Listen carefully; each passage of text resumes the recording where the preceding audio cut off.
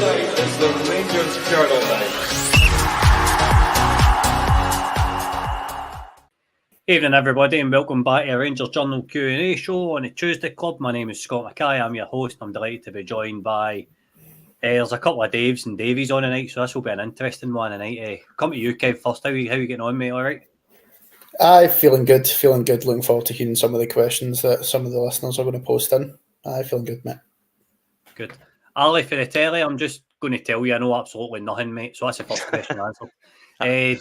Dave, making your debut tonight, how are you getting on, mate? Nice to have you. Aye, cheers, mate. Good to be here. Getting on okay. Just looking for some signing news, like probably everyone that's listening, to be honest. Aye, I know, mate. I know. And we've got Davey all the way over for the Not Another Rangers podcast. How are you getting on, mate? I'm doing well, Scotty. Thanks very much for having us on. Looking forward to sinking our teeth into some of the questions that will be on show tonight.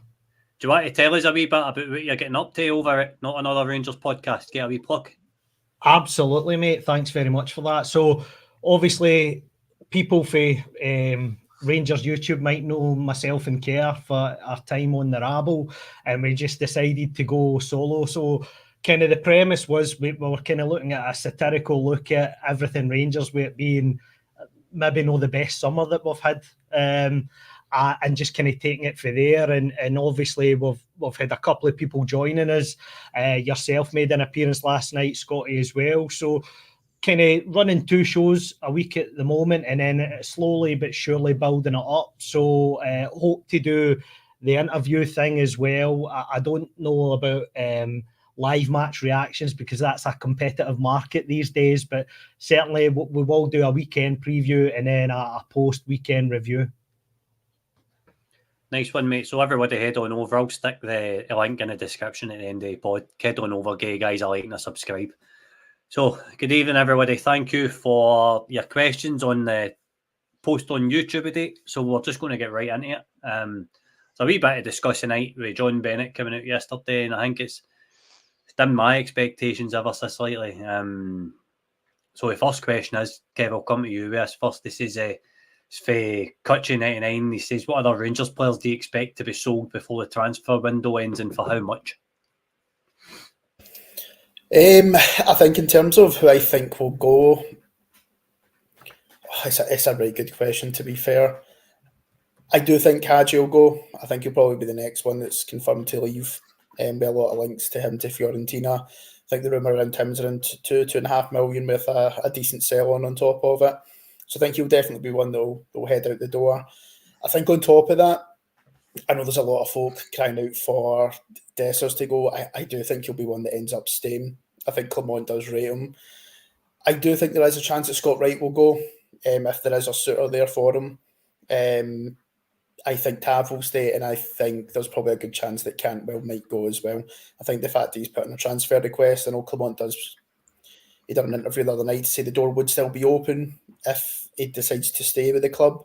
But I think he's sort of made his mind up that he wants to leave, so I can probably see him going. I did make a comment on what I thought Cantwell was worth, and I got roasted in the comments last week. But I do think that he could go from anywhere between 3 to 5 million. I think if he is playing well and his attitude's right, there's no doubt that he can go for that fee.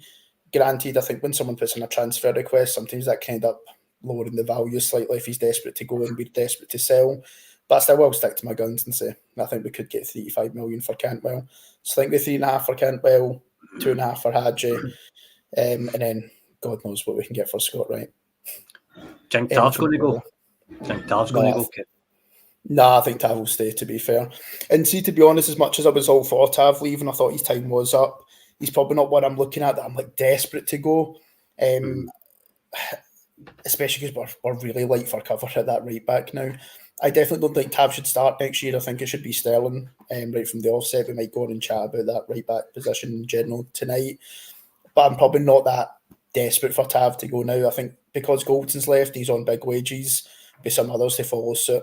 I don't think I'm as desperate for Tav to go as it stands, especially like some of the fees that were rumoured that he was linked with Trabzonspor for. I don't think it's a priority for me for Tav to leave now. Dave, just staying on departures, is there anybody else that you would add to that list, or do you think that's a realistic. What about like a Tom Lawrence and people in the last Scott Wright, people in the last year of their contract? Do you think these guys are going to go?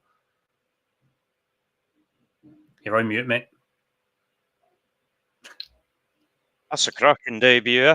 To be honest, I don't think either of them will go. I think a lot of what Kevin said is right. I think the manager rates right, if I'm being honest. And I think he's got the added bonus of being homegrown as well. So to be honest, I think Wright stays.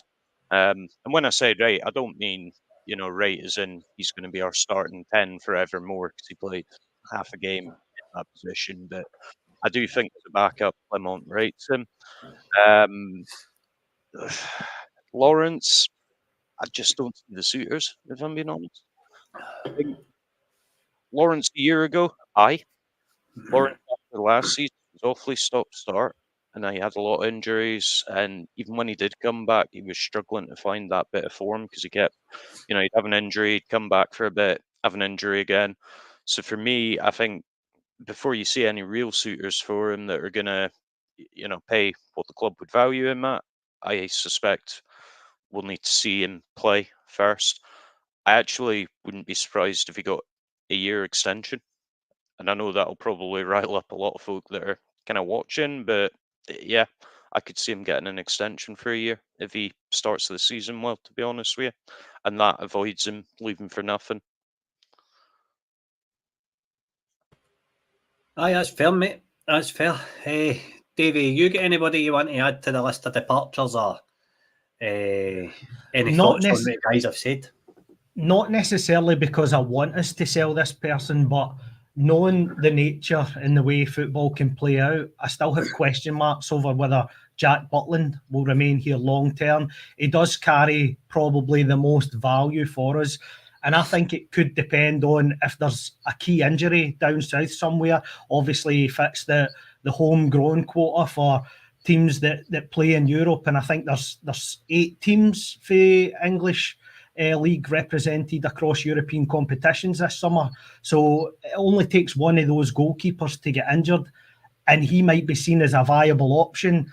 Considering our financial state, that I see that as a possibility, not necessarily one that I'm promoting. I know he's had an indifferent pre-season and he's perhaps had a drop-off in form since the England speculation, but that is the one that I do have a concern over. Not less to say the fact that there doesn't seem to be too many of our players that we could, for wanting a better phrase, pimp out. Because Ben Davies, if you think about it, has been here the best part of 2.5 seasons now, and you've never seen him linked with any moves of any note. And this was a guy that came for Liverpool, obviously was at Preston and a loan move to Sheffield United when he was at Liverpool before we signed him. Celtic were rumoured to be interested in him before we eventually got him. And for a guy that's had that pedigree, consistent championship player, ticks all the homegrown boxes down there for teams that move up and down the leagues there. They've not even fancied a sniff at him, and that for me is a concern. We've got so much deadwood that we still can't shift. Aye, I know, mate. I know. There's at least 5-6 players you could name it right off the top of your head that shouldn't be here, but it's probably going to take us a couple of transfer windows to get it up and running in it. Right, next question. Kev, I'll go to you and then we can just give any panel on them just now to the questions kind of start flowing in. Another one for Kutchin. He's saying, do you think we're going to sign a 6 and 10 before the transfer window closes? Or do you think we're going to prioritise other positions like a centre-half? Yeah, I think probably the priorities for me are centre-back and then that number 6 as well. In an ideal world, I'd love a centre-back, a 6, a 10 and a striker, and probably another winger if I was being greedy. I think the priority definitely has to be centre-back though. I've seen a few tweets where people are like sending out the squad list for centre-backs that we've got right now, and it's not a great viewing. And I think you're talking about a John Souttar and Leon Balogun injury away from lining up their centre-back pairing of Leon King and Ben Davies, which just gives me the absolute fear. So I think centre-back will definitely be a priority, and hopefully one that we can wrap up. I think the striker one is probably looking fairly unlikely, to be fair. I probably can't see a striker coming in I could definitely see a 6 coming in with Hannibal. There's like real strong links with himself. But yeah, centre-back's got to be the priority for us. It really has to be. Can't disagree with that, mate. Can't disagree with that. I would prefer just a centre-back and a striker. For me, that would be my two. Dave, what about you? What's the first position you think we're going to strengthen the next couple of days if it's going to happen?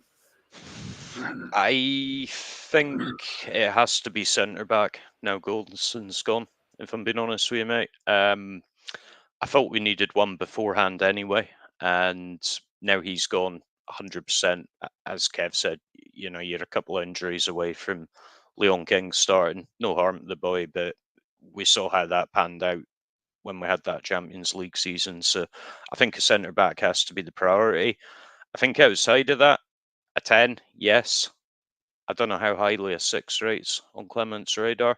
I know there was all the talk about Jordan, or Jordan, or however you say it, but I mean, the latest I'm seeing there is apparently the player didn't even know about our interests, and looks like there's all sorts of weird stuff going on there.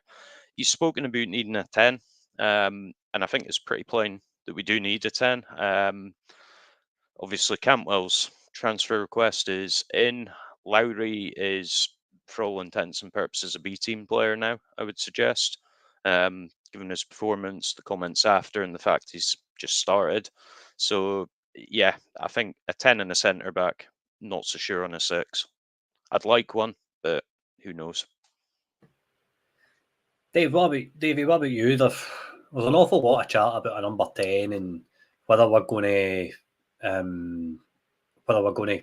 move it into a flat 3. Are you for or against a 10, and where would you want the first signing to come?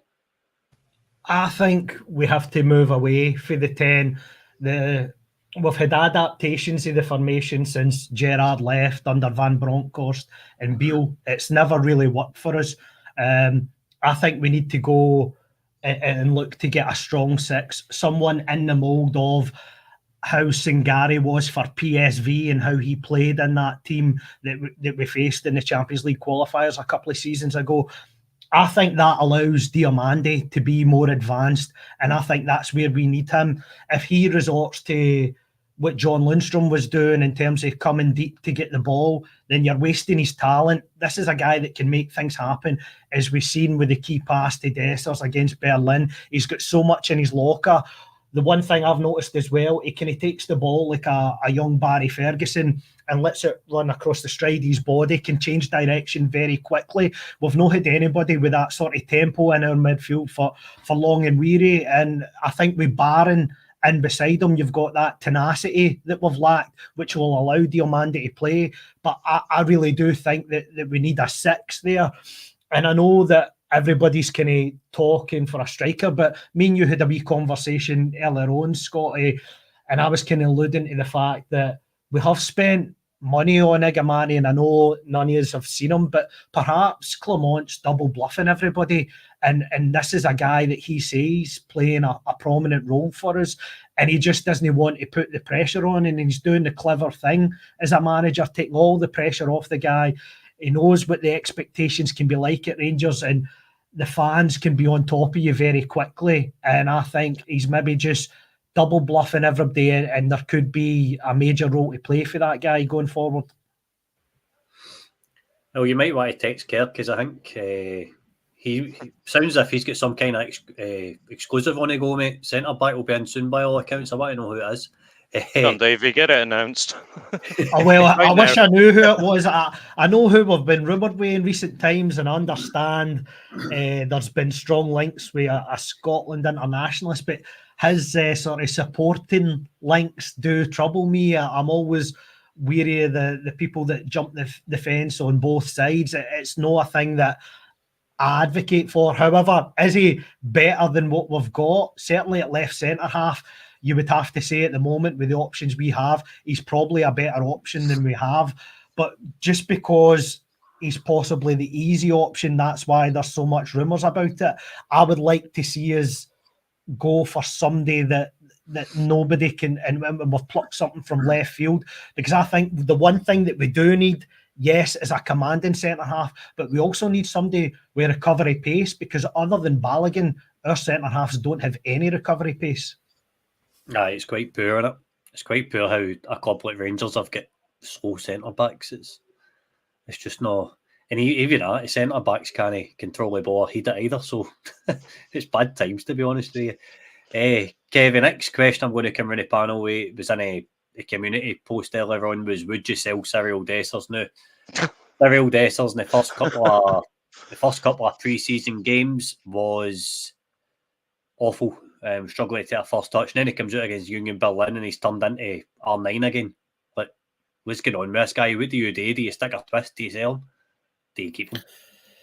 I think for me, he's probably not a priority for me to sell. I also don't want to be the starter if we can get someone in that's better than him, because I still think he's probably the best striking option we've got as it stands from what I've seen. I know there's a lot of hype, or there was a lot of hype around Danilo. I can't really remember too much what Danilo done that was great or outstanding prior to his injury. And he's been injured for so long, and he just looks miles off it from where he's featured in pre-season. So as it stands just now, unless we can get someone that is better than Dessers, I probably wouldn't sell him for now. Obviously, if we were to go and get either what we paid for him or better, then you would have to look at that as an option. But I think Dessers does get you goals at the very minimum. And I think if we bring in a better striker than Dessers, make sales elsewhere and then have Dessers as a backup, I'd be also cool with that. Don't know what his wages are. I don't think he's a top earner or near being a top earner, but he will be on good money. But yeah, I don't think it's the end of the world if he was to stay. But if it was to fund getting a stronger player in that striker role, then yeah, sure, but not a priority. Dave, I don't usually condone swearing on a podcast, but Dessers is either shit hot or shite. What's your take on him? Do you keep him or do you sell him? So I'd actually disagree with Kev on this one. I think he is a priority and move on. Now, the reason I think that, you know what you get with Dessers, which is exactly what you've just described. You know, the boy's an absolute enigma. 1 minute he does the amazing, the next minute he's skying from a couple of yards.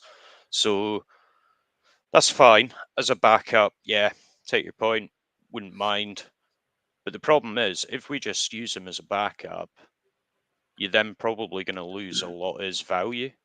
I think now is the time to sell him, and that's something that we've been really bad at for quite a long time, actually, is selling players at the right time when their value is high. I think you sell him now, you get back at least what you paid for him, and you invest that elsewhere. You keep him as a backup for the season. Okay, you know, he will get you goals, absolutely. But you lose that value, and it means come next season you try to sell him and you're instantly taking a hit on him. So for me, yeah, I would sell him, and I'd be very keen to do it in this window. Davey, where do you sit on Dessers, mate? Well, I think we've seen both sides of him in pre-season already. I think the Ajax performance, you're being polite if you're calling that honking, because he was really, really poor in that game. He couldn't hold the ball up. He couldn't pass it 5 yards. His movement was sluggish, and I get that was the first main game of pre-season. And then you look at how he was in the first half against Berlin. You know, he was busy.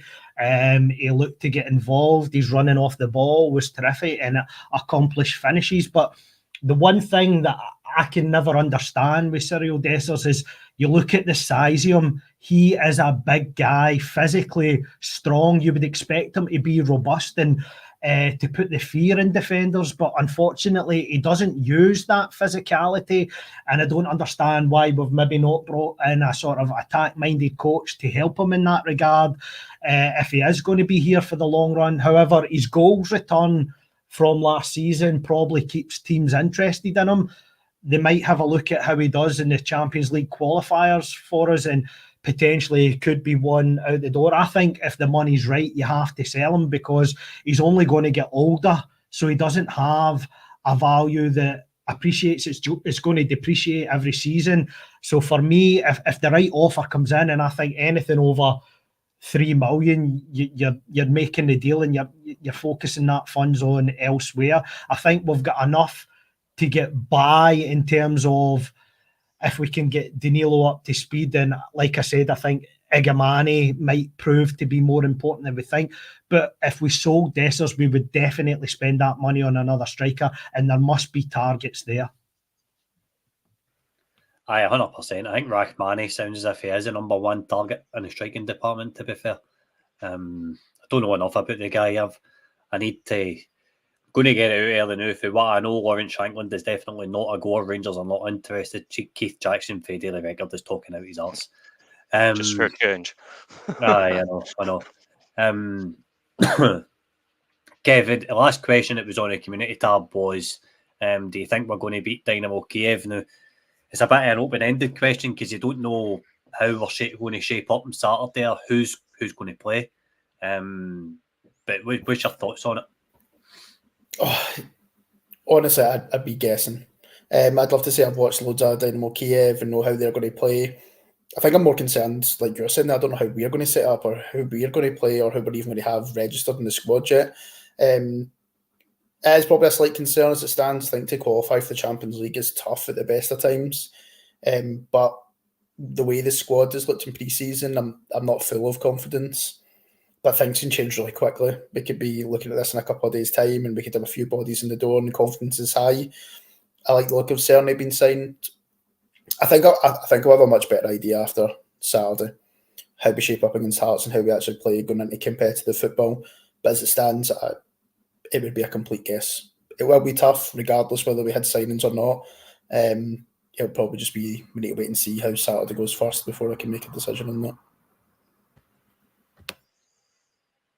I said they are playing in Poland just now, mate, just to confirm that for you. Dave, where are you on the Champions League qualifiers, mate, in this tie with Kiev, Dynamo Kiev? Aye, to be honest, mate, Kev's just nailed it, hasn't he? Definite maybe. You know, if the team that showed up against Ajax, if we show up like that, then probably not. If the team that was banging in goals against Berlin shows up, maybe. You just don't know at this stage. And I think the really key point that Kev mentioned is the signings. What comes... In fact, actually, I'm saying that, just thinking about it, are we not past the registration date now? I don't know. Couldn't call Thursday. Is it Thursday? Right. So, Thursday. Basically, 2 days then.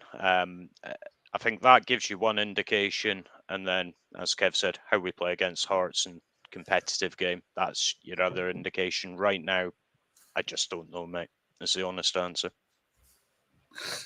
Fair enough. Davey, where are you on all this European stuff? No, just the Champions League. Well, I think we have to accept that it's going to be a really tough tie. And obviously this is going to be the first of two. To quote John Bennett, the caveat here is going to be the £5 million bonus that we'll get if we manage to get through this round. So there is a carrot there that's dangled for us. My worry is that he's not had a chance to play what he perceives or what we think is the best starting team at the moment. We haven't had Sterling and Ridvan play together, who they settled back to in front of Jack Butland's going to be. I assume that for the moment he's going to play Tom Lawrence as a 10 with Barron and Diamandi behind him. And then probably up top, you're looking at, is it Scott Wright and Cyriel Dessers and Cortez? Is that how he's going to start? So it's no the strongest Rangers starting 11 that we're ever going to see. I think what's important, as we're seeing in pre-season, is how we set up at set pieces is still dreadful. It's something that hasn't been addressed. We look very an easy target, shall we say, vulnerable to set pieces. We're very easy to play against. We're far too open off the ball. I don't think we've got a recognised shape off the ball yet. I'd like to see us use our fullbacks as inverted fullbacks and see Sterling and Ridvan come inside the pitch and make us harder to beat and be, because that was the big problem last season. We were far too easy to play against. So I'd like to see us make it congested in there, difficult for teams, and give them the option just to go down the outside, because that's far easy to defend against than having teams come right through the centre areas, which has been happening far too often. Aye, it's literally been 2 passes in pre-season and teams have been in to get a shot and goal. It's been a wee bit wild, considering you look at the difference under Camonte's first match against Hibs. We won 4-0, and Hibs, well, weren't really in a game. We played them every part. I think injuries did a lot of things today we are right enough, but it'll be interesting to see how he shapes up at the weekend. So, first question's in for Doug. He's saying, if Butland was to go, do you have a goalkeeping target you would like to see come in? Kev, I'll come to you with that first, mate. You got anybody that you would... My obvious choice would have been Robbie McCrory, but obviously that dream's deep now. Doug's put me on the spot there, because I'm trying to block that out of my mind, the fact that Butland could go. Oh God, Doug's killed me, to be fair. I can't even think of anyone. I think it'd be interesting to see how Liam Kelly gets on with any opportunity he gets this year, to be fair. I think if you were to actually pick the better of the two in pre-season, who's performed the best, it probably has been Liam Kelly. From what I've seen, I know he never had a great year last year with Motherwell, and his numbers didn't look particularly great. I think he was actually the worst performing goalkeeper in the SPFL last year. It'd be interesting to see how he would do with Rangers. In terms of people that I've got in mind, I'll be honest, goalkeeping's probably not one area that I tend to look loads into. But I don't think it would be the end of the world if we had Kelly then go and try and get a backup. But I'd imagine if there is any rumours or anyone that's made inquiries about Butland, the club will be all over who they would have in mind. I don't know if the guys have got keepers in mind who they would be keen on. But Doug's killed me there. I've absolutely no clue. Well, if Tav leaves, he's essentially going to be your captain, so you're not going to sell your brand new captain after you just give me armband. I really can't see it happening myself. It's the only one that Clement said is untouchable. But Dave, where are you? Have you seen anybody that's kind of caught your eye, or do you think McCrory would have been the heir to the throne kind of thing? I think he would have been.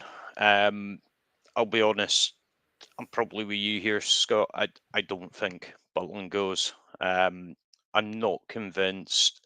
I get what people are saying, that you have a problem down south, suddenly one of those teams will be looking for a keeper. True enough. Are they going to pay what we value him at? Probably not. I think in a lot of ways it's almost like the Shankland situation with Hearts. Where Hearts have got a far higher valuation of him than what you'd say his market worth probably is. I think Butland's a bit like that with us at the minute. There's the captain element, but also just the fact of, injuries played their part last season, but where would we have been with Butland last season?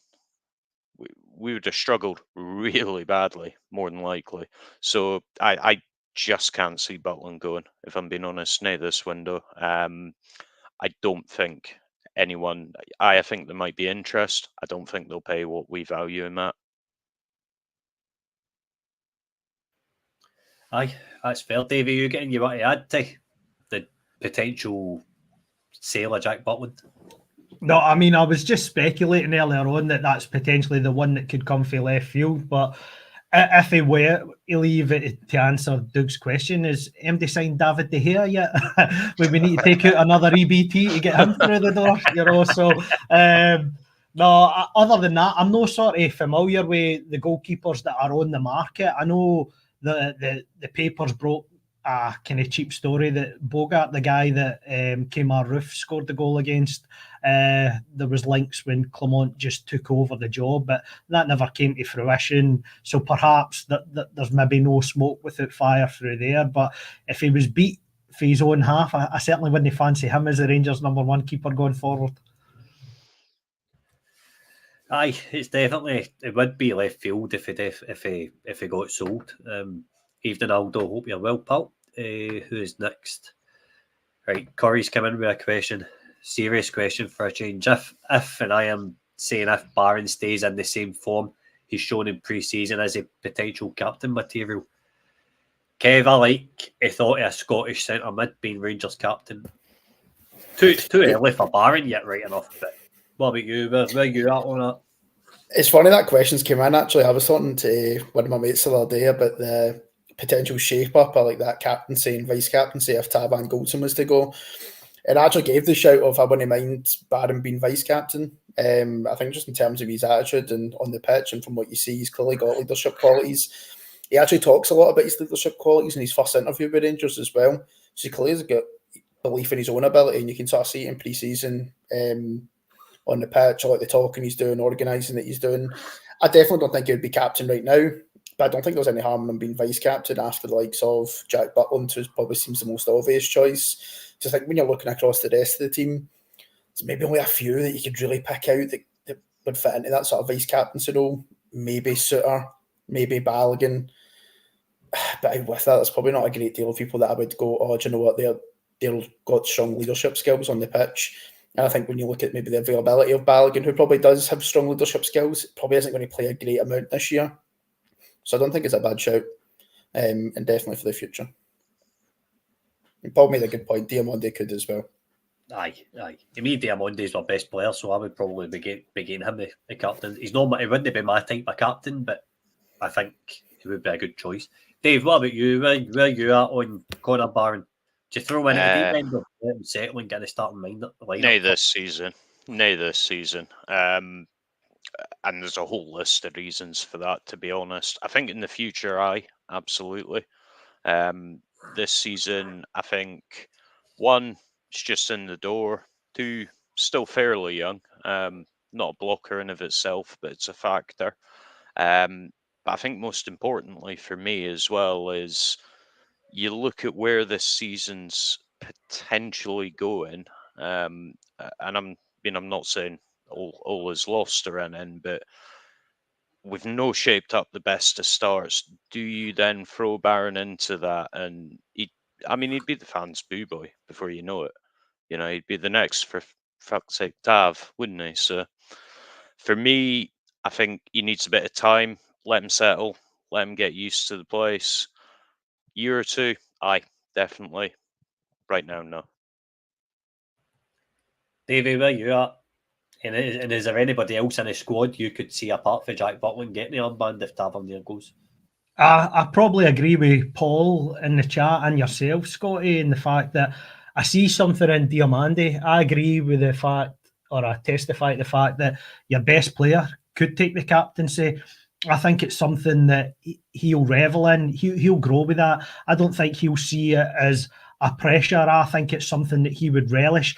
It's something that we want to have a new lease of life about us, and perhaps giving it to somebody left field is a way to sort of change the ethos of the club going forward, almost a no fear mentality going forward. And I think the fact is that'll add to his value as well if he's the Rangers captain. If anybody comes and looking to take him for key money, we want him to be our big sellable asset. So I don't think it's too left field to give it to him. But other than that, you're probably just looking at Jack Butland. Jack Butland, as we've seen in the Sky Sports News interview with Mark Benstead yesterday, talks like a captain. He's very polished as a professional and says all the right things. So that's certainly how you would want somebody that's the captain of your club to conduct himself. He looks every mark, the Rangers captain. But like I say, I'm just playing devil's advocate a wee bit. Will he be here? Will he not?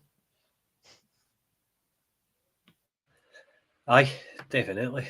Kev, what point was it that you noticed? So I noticed Curry had made that point. I think Diamonde's probably one of the players that are fitting into that sort of player trading model, and I think Rangers' probably aspirations is that he will sell probably quite quickly, maybe looking at next season. I think if you're trying to get this rebuild on the go and trying to sort of build for the future, potentially maybe making someone captain that we're hopefully that we look to try and cash in on the following year.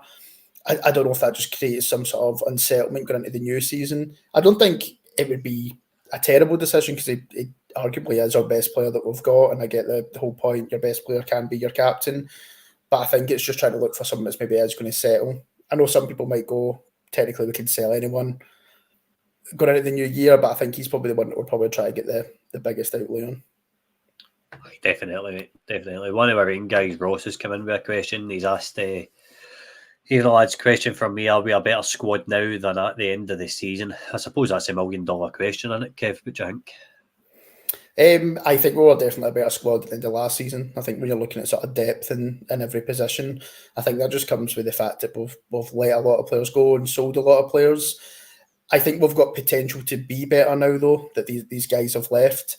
But that's the sort of $1 million question of when are they going to start coming in and how many we're going to get in, and are they going to be in here in time? But I think if I'm looking at the current squad as it stands, it's hard to argue that last season was definitely a lot stronger. Dave, what about you? Yeah, absolutely not. We just, Kev said it again. We had the depth last season. Say what you will about the players, but they were there. We've let a ton of them go. Barron, potentially Journey. Aye, they're good additions, but you know, you look at the guys that we lost. Lundstrom, I know a lot of people have got a view on him. Started pretty much every game. Haven't replaced, I would argue. Barron, I'd say, is a different midfielder. I don't think he's the same player. Jeffy, is he an upgrade on Barisic? I don't know yet. I'm not convinced by what I've seen. Obviously needs a bit of time to settle in, but right now, I don't think you can say he's a massive upgrade on Barisic. So, yeah, for me, I think it's probably a lot of work still to be done. To say that we're a stronger squad than what we had last season. Davey Curry's come in with a question in relation to that, and he said, let's be honest, is there any players we have let go that improve this squad, i.e. Lundstrom, Borna, etc.? Do you think we're going to miss any of them? No, I don't think we are. I think they served their purpose and they served their time at Rangers, but their time was ultimately up. We need a changing of the guard, a change in philosophy, a change in style of play. It was all too repetitive. I think that was the problem with Goldson. And I brought this up, talking amongst my mates, that he was that used to Ryan Kent being his outball that he just got into default by nature and looking for the long diagonal all the time. And the minute that Ryan Kent disappeared for the Rangers team, Connor Goldson looked lost when it came to his distribution because he had nothing else in his locker. So I think things like that, we need to break up the bad habits that we've been accustomed to over the last 3 years, because it's not got us success. And we strive to be the number one team in the country. And far too often we're flattered to deceive. So I really think ultimately we have to look at changing how we play, adapting, to a style and a philosophy that we can recognise that's also attractive football, but also being a bit hybrid, knowing when to change, when you're playing against, because I think against Celtic, we've been far too open in Old Firm games and letting them come at us. We have to think about making these games much more of a battle and congest the midfield and get on top of their players, because far too often we let their technical gifted players far too much time on the ball in these games. So I think going forward, asking or to answer Curry's question, I think we're better off having lost them, but we're way light. If you take our injury record into consideration, we've already got Raskan injured. If you think that one of Barron or Diamande gets injured, a centre-half gets injured, and then one of our 3 available strikers just now get injured, where does that leave us? So we badly need, for me, 5 to 6 bodies in minimum. Aye, I'd probably agree with that. Stuart's coming with a question for me, and he says, how many first-team starters are we looking for before the window closes? Oh, Christ, that's a question. 2 centre-backs, a right-back, another centre-mid, starting 6, skip the 10, a striker, and probably another winger to add some depth, because see, if I've got to watch Matondo, if Cortez picks up another injury, I think I'll need to go to the doctors, man. Right, who's next? Kev, we'll just start. We'll do a run, one question each, and then we'll see where we are. So, Kev, where's the goals going to come from in terms of midfield? Do you see any hope? I think as it stands just now, it probably looks like Lawrence is like the obvious candidate. just looking at pre-season, I think he's probably either our top goal scorer in pre-season or joint with Cyriel Dessers. But I think Diamonde showed last year that he's capable of scoring a goal or two. I know Barron scored one, an absolute screamer with Aberdeen last year as well, but I don't think he's really known for his goal scoring.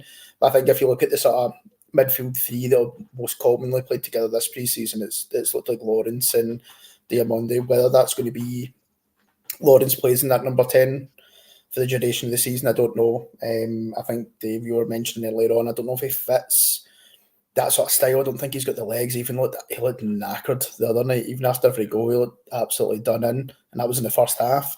But yeah, they two are probably the most likely to contribute towards goals, because even if I look at the midfielders that would come off the bench, like Raskin, not when he is back fit again, not particularly known for scoring. Yeah, you're putting a lot of pressure on the front three as it stands. I agree with you, mate. Dave, who takes the penalties this season? Still Tav if he stays, or if Tav goes, who takes them? If he stays, Tav, I think just purely for his record taking them. Not generally a fan of defenders hitting all your penalties. I tend to agree with Aldo. I think it should normally be a forward player, but at the same time, he's got a proven track record. If he goes, it's a really hard one. Potentially Danilo, if he nails down a place. If not, then possibly someone like Journey might step in. Aye, that's a decent shout. John Adams just says Dessers. If Dessers plays, he probably would take him if Tav gets sold. Dessers plays every game. I'm going to greet. It's that simple. David, Doug's come in with a question about Connor Goldson. He says, with Connor Goldson leaving, what's your favourite Goldson memory? That's a difficult one. I'm probably going to take the easy option here and would have to say it would need to be the double that he scored at Parkhead.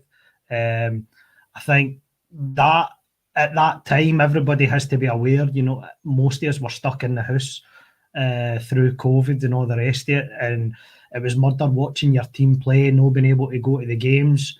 And at that point, our record there wasn't the best. And to come away with a 2-0 victory, that one was the changing of the guard in terms of momentum for Gerrard's team that season. So it definitely has to be that for me. Kev, what about you? You got anything else? Is that the same thing? I mean, that was the main one. I was actually just about to post into the chat that was my favourite one. Probably the other one, the last minute winner against Kilmarnock at the beginning of the season, was that Gerrard's first season, I think it was. They're probably the two key ones, to be fair. But my favourite was definitely the double at Parkhead. Dave, what about you? You get any? Aye, probably the Parkhead one, to be honest, mate. It's not much originals, I know. 300 appearances, I think it was 24 goals he got, so it was alright. He was a good contributor to Jersey, but I wish him all the best these future endeavours. Right, well, I think that will be us, boys. Paul's asked one last question. Just do a quick whip round the panel on it. You can say your goodbyes and all that on the way round. So, Kev, would you like to do your spare time, no football related? Myself, other than football, the gym and family stuff, mate. Got 2 kids, so spend time with the missus and the 2 kids, and then also got the gym. And Dave, what about you? I was going to say I have 2 kids with spare time. Mainly spending time with the family, to be honest, mate. Family, Rangers, work, repeat. That tends to be about it, to be honest. Aye, fair play. David? I'm guilty the weekend having a few beers and a big fuck off bag of crisps. That is my guilty pleasure. And obviously, if the boxing's on, I'm a big fan of boxing, actually, so I would have to say boxing. Aye, fair dues. It pops my best way to the weekend, I'm not going to lie. Right, so anyway, Kev, thanks for coming on, mate. another solid performance. No, thanks for having me, guys. It was a good chat tonight. It's flowing. Aye, definitely. Dave, solid debut. I didn't expect any less, but Aye, no, cheers for having me. It was good speaking about Rangers, even if it is a bit depressing at the minute, but hopefully that'll die off as the transfer window goes. well, we managed to stay away from John Bennett saga, so I think we've done all right. Aye, probably safer, mate. Aye, definitely. Davey, thanks for coming on, mate. Take it away. No, Give Not Another Rangers podcast a wee plug again, pal. no, thanks very much for having us on. We thoroughly appreciate it, and thanks very much for coming on ours last night, Scott. It was greatly appreciated, and I've really enjoyed myself tonight. So if you ever need somebody to come on again, just give us a wee bell. I definitely will. That's a link in the comments. Again, guys, head on over, give that a like, subscribe. The more Rangers fan media we've got and the less mainstream media, the better for me. Apart from that will tie us up. We'll be back tomorrow night at 6:30 with Billy's show. And I suppose we'll see you all later. Every night is Rangers Journal night. Cheers.